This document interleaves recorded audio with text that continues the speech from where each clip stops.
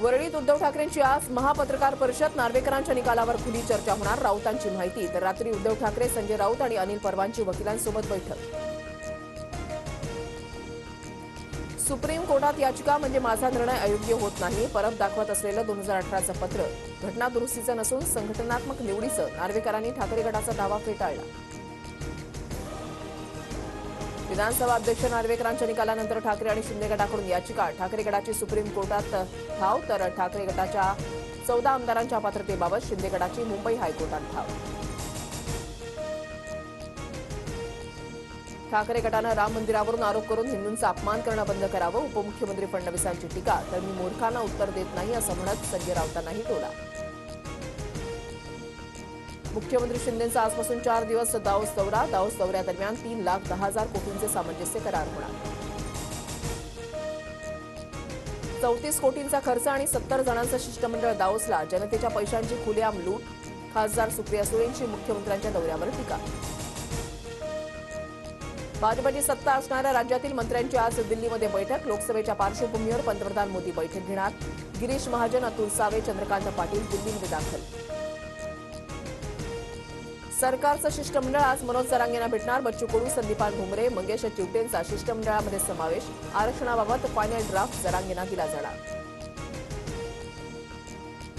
सरकारनं सगळे सोयरे म्हणजे कोण हे स्पष्ट करावं. 20 तारखेच्या आत अधिवेशन बोलावून मार्ग काढावा. जरांगेंचं आवाहन. तर तोडगा न निघाल्यास आपणही मोर्चात. बच्चू कडूंचा सरकारलाच इशारा. शरद पवार आज सीमा भागामधल्या दौऱ्यावर. निपाणीमध्ये पवारांची सकाळी 10 वाजता जाहीर सभा. चिकोडी मतदारसंघातून पवार गट उत्तम पाटलाला मैदानामध्ये उतरवण्याची शक्यता. मुंबईच्या मुंबादेवी मंदिर परिसरामध्ये स्वच्छता मोहीम. फडणवीसांसह विधानसभा अध्यक्ष नार्वेकर डीप क्लीनर ड्राईव्हमध्ये सहभागी. नागपूर काँग्रेसमधील अंतर्गत वाद चव्हाट्यावर. काँग्रेसमधून निष्कासित केलेले नरेंद्र जिचकारांकडून नागपूरमध्ये जनआशीर्वाद यात्रा. जिचकार नागपूर पश्चिम मतदारसंघातून निवडणुकीसाठी इच्छुक.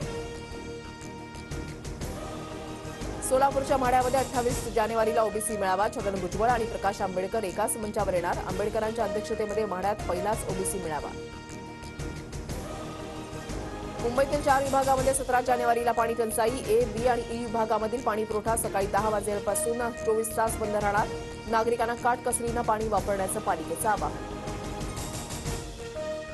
उजनी धरणामध्ये सध्या 3 टीएमसी पर्यंत उपयुक्त पाणीसाठा. शेतीसाठी उजनीतून 12 फेब्रुवारीपर्यंतच पाणी मिळणार. त्यानंतर पावसाळ्यापर्यंत धरणातील पाणी पिण्यासाठीच राखीव ठेवलं जाणार.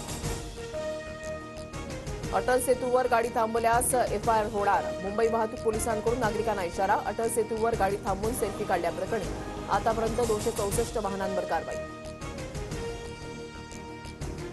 राम मंदिरामध्ये आजपासून विधिवत कार्यक्रमाला सुरुवात. अधिवास करण्यासाठी 18 जानेवारीला गर्भगृहामध्ये प्रभू श्रीरामाची मूर्ती बसवणार.